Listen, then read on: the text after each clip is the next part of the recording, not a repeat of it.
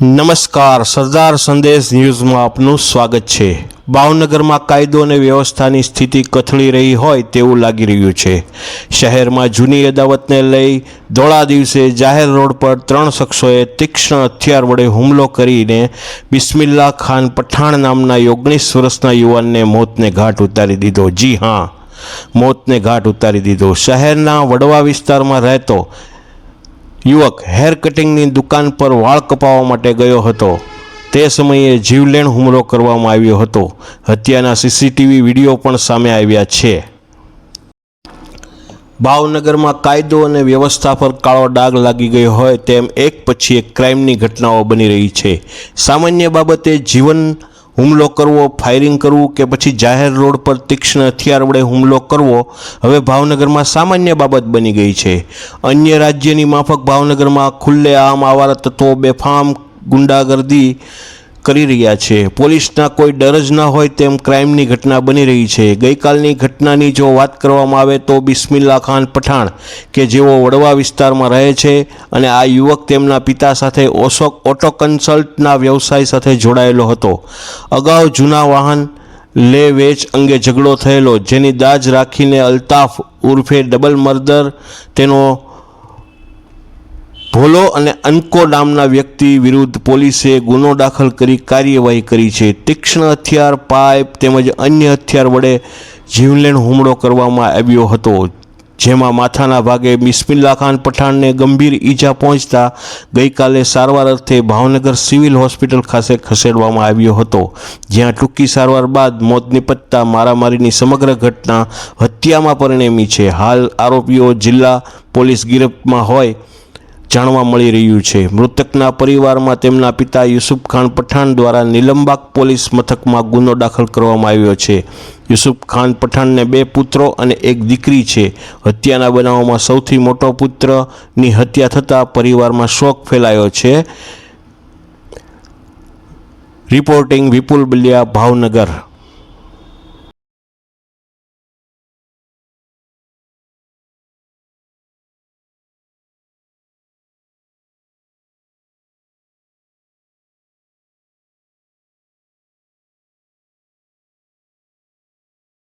કોઈ છે નહીં આયા।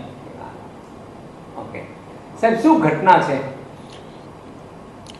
નીલમબાગ પોલીસ સ્ટેશનના વડવા વિસ્તારમાં ગુરુવારનો મારામારીનો એક બનાવ બનેલ, જેમાં ફરિયાદી યુસુફ ખાન પઠાણ દ્વારા એક ફરિયાદ દાખલ કરવામાં આવેલા છે, જેમાં તેનો મોટો દીકરો બિસ્મિલ્લા ખાન પોતાના ઘરે 3 વાગે હતા અને હું એહસાનભાઈને ત્યાં વાળ કપાવીને આવું છું તેમ કહી અને ઘરેથી બહાર નીકળ્યા બાદ થોડી વાર બાદ દેકારો થતાં આ કામના ફરિયાદીએ બારે જોયું તો તેના દીકરા બિસ્મિલ્લા ખાનને આ કામના આરોપી અલ્તાફ, ભોલિયો અને એનકો આ ત્રણેય જે છે તેને લાકડી, લોખંડનો પાઇપ અને છરી વડે માર મારતા હતા।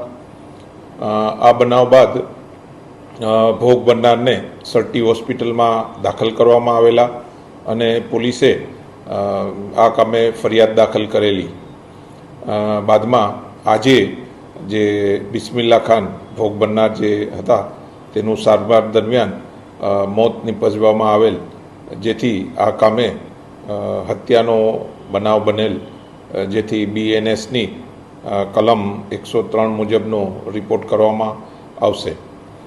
આ કામે જે આરોપીઓ જે છે અલ્તાફ, ભોલિયો અને અનકો આ ત્રણેયને વહેલી તકે અટક કરવામાં આવશે અને હાથવેતમાં છે।